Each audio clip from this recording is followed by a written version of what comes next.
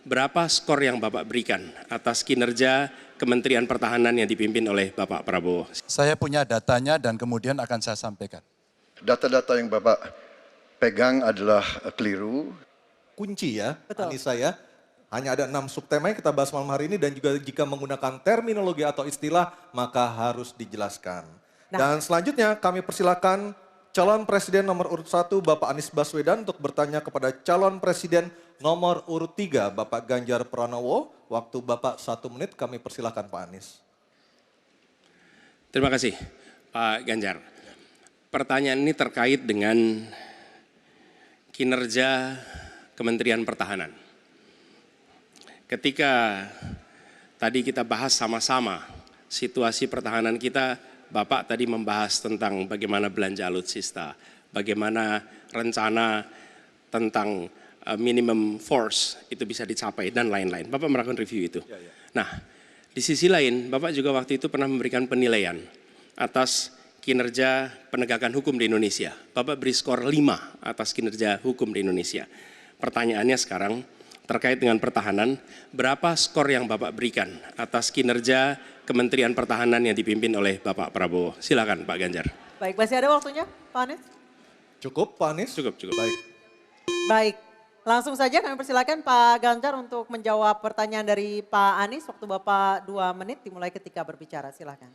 5 juga. Saya punya datanya dan kemudian akan saya sampaikan. Maka di meja saya sudah saya siapkan data satu persatu. Namun demikian Mas Anies, tentu saja ada yang ingin saya sampaikan dari apa yang tadi sudah saya utarakan. Ketika kemudian kita ingin membangun sistem pertahanan kita, maka dalam perencanaan kita tidak boleh gonta-ganti. Kita mesti ajak, mesti konsisten. Kedua, kita mesti mendengarkan betul-betul dari seluruh matra. Maka seluruh proses perencanaannya harus bottom up. Sehingga saya ketemu dengan seseorang berpangkat cukup tinggi, Pak, kalau Bapak kasih persenjataan kepada saya yang tidak saya butuhkan, sudah saya siapkan museum untuk saya taruh di sana. Situasi seperti ini tentu tidak mengenakan. Tapi ini harus kita buka apapun kondisinya untuk perbaikan bangsa. Kritik otokritik itu menyehatkan. Tidak ada kok rasa dengki di hati saya. Yang ada adalah bagaimana rasa cinta tanah air ini mesti kita wujudkan. Agar kemudian kita betul-betul bisa menjadi negara kuat di banyak area dan kita berbicara di dunia internasional disegani. Bung Karno telah menyampaikan itu. Daulat politik itu wajib. Berdikari dalam bidang ekonomi mesti dituju. Dan kita punya kepribadian dalam kebudayaan. Sekarang daulat ekonomi pertahanan kita mesti kita tunjukkan. Maka ketika banyak perusahaan-perusahaan waktu itu yang sangat strategis dibikin, itu mimpi sejak dari lama pendiri bangsa agar kita menjadi negara kuat. Dan itulah yang sebenarnya kita-kita yang harus meneruskan itu. Begitu Mas Anies. Ya, makasih Pak Ganjar. Cukup Pak Ganjar, baik Pak Anies. Silakan menanggapi jawaban dari Pak Ganjar, waktu 1 menit Pak Anies, silakan. Jadi TNI, tentara kita, polisi kita, semua bekerja luar biasa di lapangan. Kita harus berikan rasa hormat dan terima kasih. Karena mereka mengerjakan hal-hal yang sulit, hal-hal yang berat. Tapi sisi kebijakan menurut saya lebih parah. Kenapa?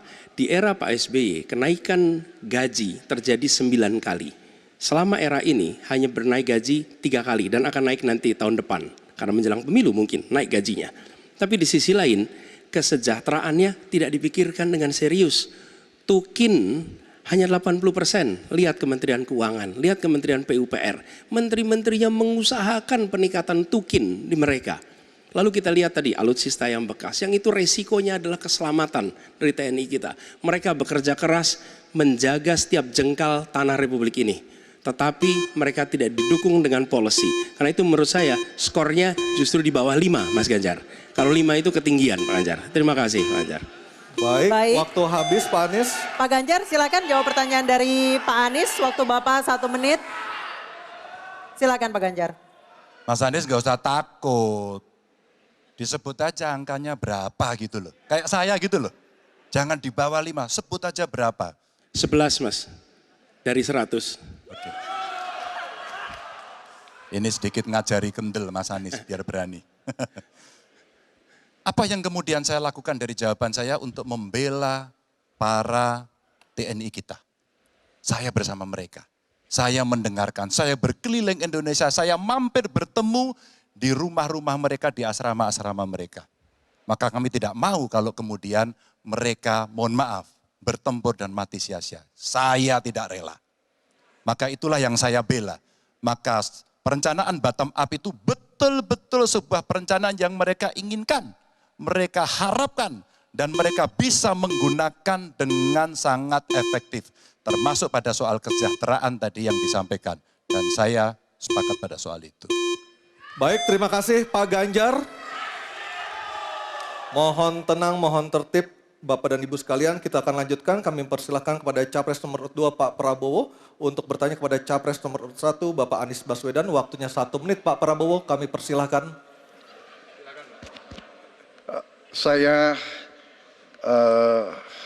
cukup kaget karena beberapa hari yang lalu calon wakil presiden Bapak menyampaikan bahwa negara kita tidak dalam keadaan perang sehingga untuk apa kita harus beli alat-alat perang. Tapi hari ini Bapak mengatakan Bapak setuju dengan kenaikan anggaran 1-2%. Jadi itu saya minta ketegasan. Yang kedua, ya sekali lagi data-data yang Bapak pegang adalah keliru dan juga Pak Ganjar tadi juga banyak kelirunya. Saya sangat transparan dan semua partai yang mengusung Bapak Profesor Anies mendukung APBN, berarti mendukung program saya. Termasuk PDIP di Komisi 1. Waktu habis Baik, Pak waktu Prabowo. habis. Jelajahi cara baru mendapatkan informasi. Download Metro TV Extend sekarang.